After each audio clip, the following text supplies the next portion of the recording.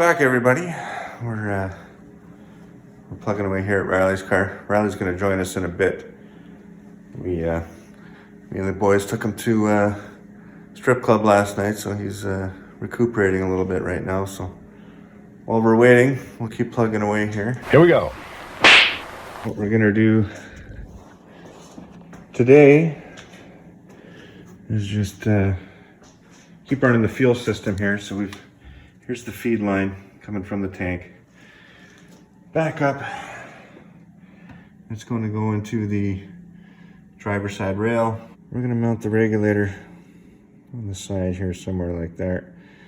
So we'll drill a hole, get that mounted up, and then we need to make up another line from passenger side rail to the regulator, and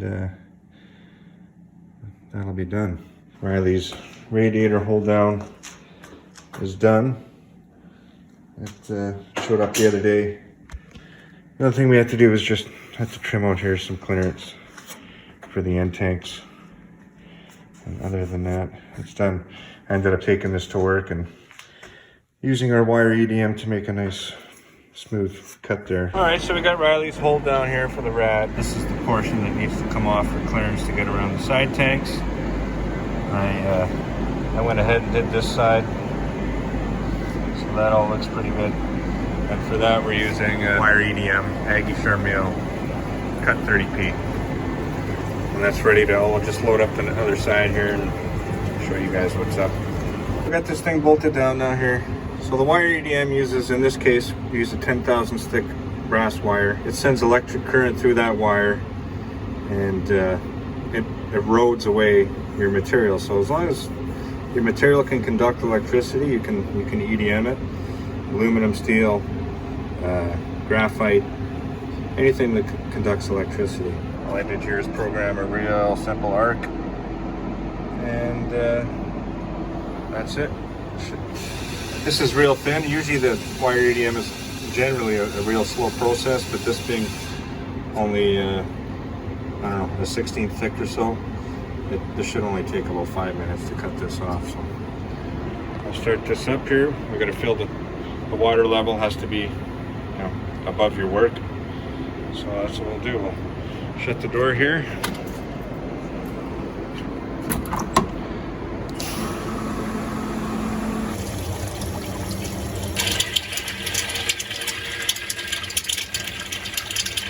Like that.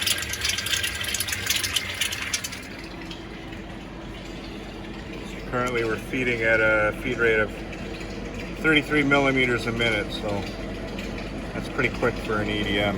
But again,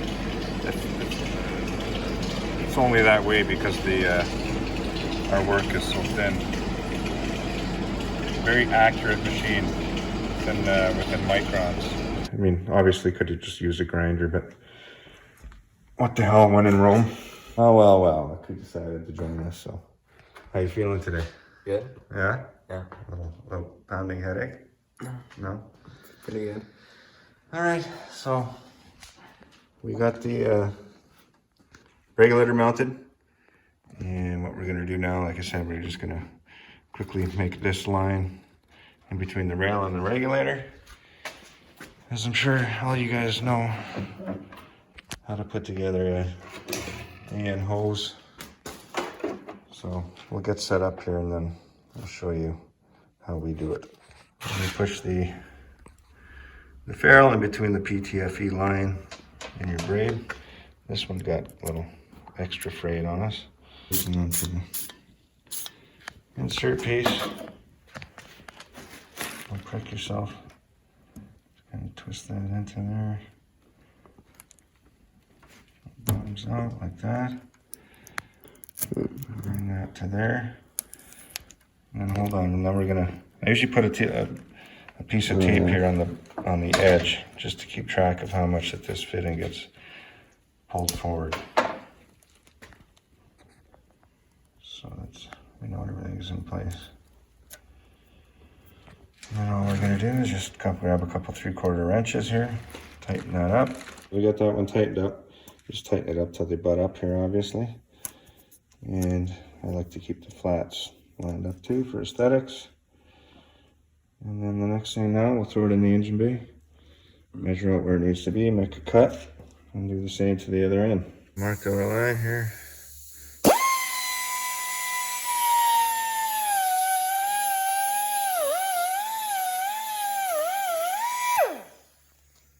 Use a little bit of tape again, just to keep the together. frame at a minimum. And then we'll do the same on this end. Today's task is going to be, we're going to go through and remove some of this factory rat's nest here. The factory fan plug-ins here. We got voltage regulator. So we're going to go through it, remove everything we don't need just to clean this up. And that's going to be today's project. All right, so well, it's not completely done. We've got most of the unnecessary junk out of here. It's kind of all cleaned up, and I think it's everything's there that needs to be there. We cut a bunch of stuff out that doesn't need to be there. I don't know, some factory diagnostic plugs, or I don't even know what they were. Anyway, those are gone. Mounted the starter solenoid. We got another box of goodies. We got the rest of our fuel line here. So we can finish our return line. We're going to do that today. We're going to do that now. A couple fittings we needed. His oil, you got an overflow tank. I think it's in the box. Nice and shiny. So it's gonna go just like that in there. I think it's gonna be a little higher. And all I'm gonna do is just make a spacer to go from here to here, and the same thing with the bottom tab. And that'll be done. What else? Where's that pen light, Riley? I'll crawl under the car and I'll explain what the issue that we had. Where's the creeper?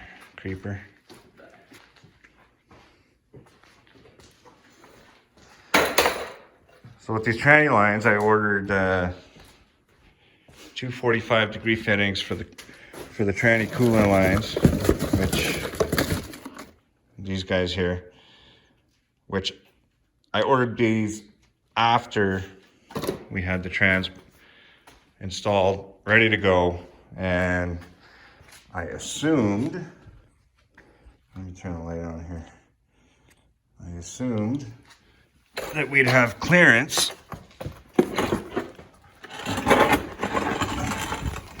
to the, so yeah, I assumed we'd have clearance to the trans tunnel, but with a 45-degree fitting, we didn't. It was right up against the tunnel, which is not good.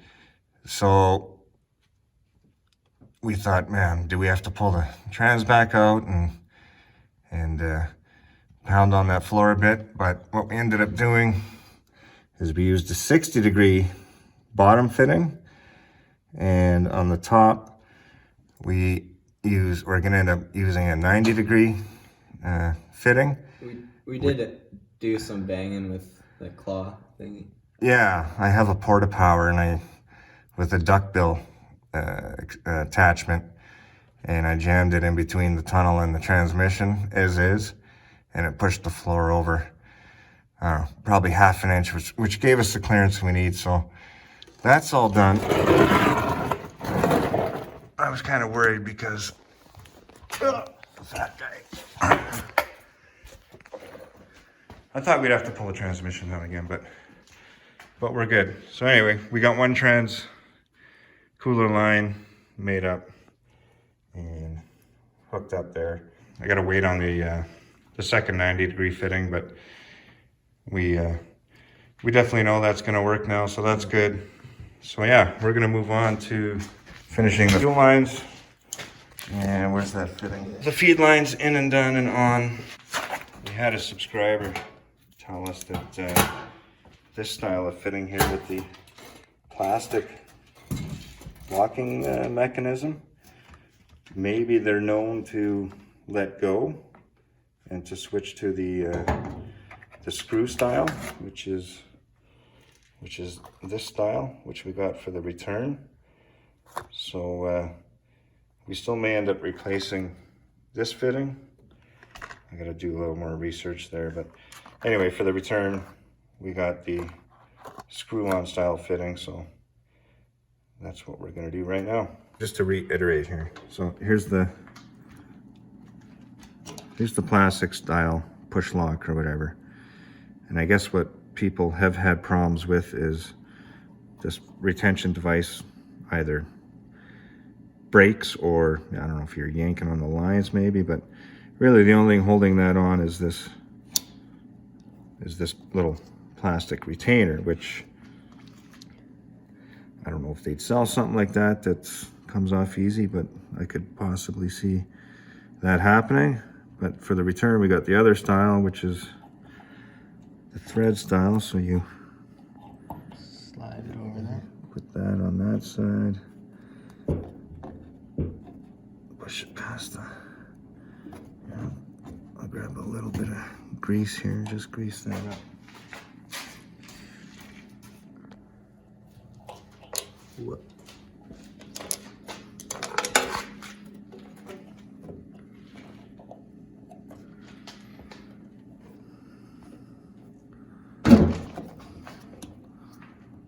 Something like that. Slides right on.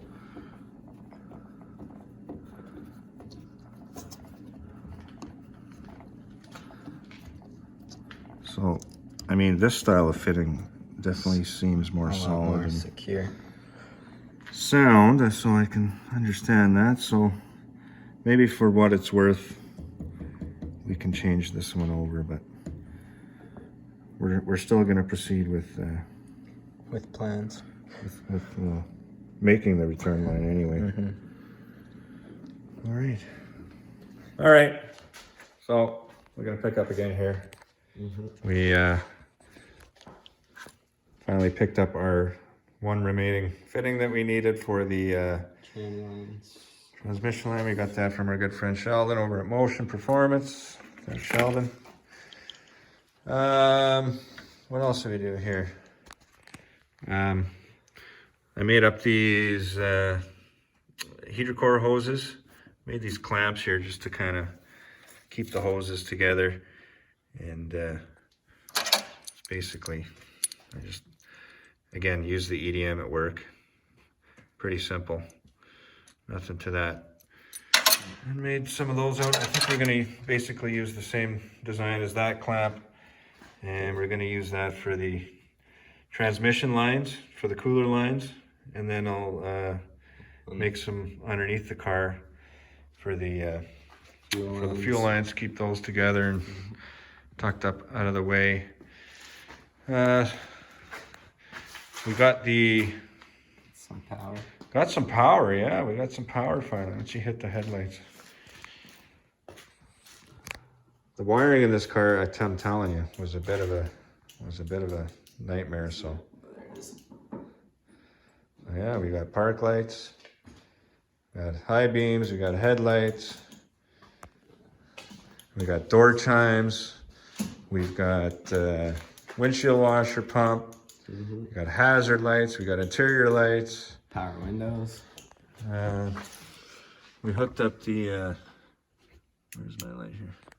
We hook up the reverse light switch to the shifter, the neutral safety switch to the shifter.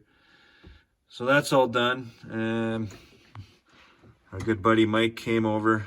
I mean, this is pretty messy right now, but we actually made some real good headway last Friday to wire in the ECM. You got some of the old junk wiring out of there. Yeah, so the only thing that still isn't working right now is the wiper motor. We'll get that figured out. And a horn. But other than that, I think Everything's pretty good. All good with the electrical. So I did end up reordering the fitting for the pressure side of the fuel pump. Just because, I don't know, I think that's going to be the safer deal. Don't have to worry about it then. Yeah. But anyway, I think for this video is going to be it. And then we're going to another day or two of wiring. And then we should be able to maybe fire it up just shortly. Maybe in the next video. What do you think about that? Be a nice surprise.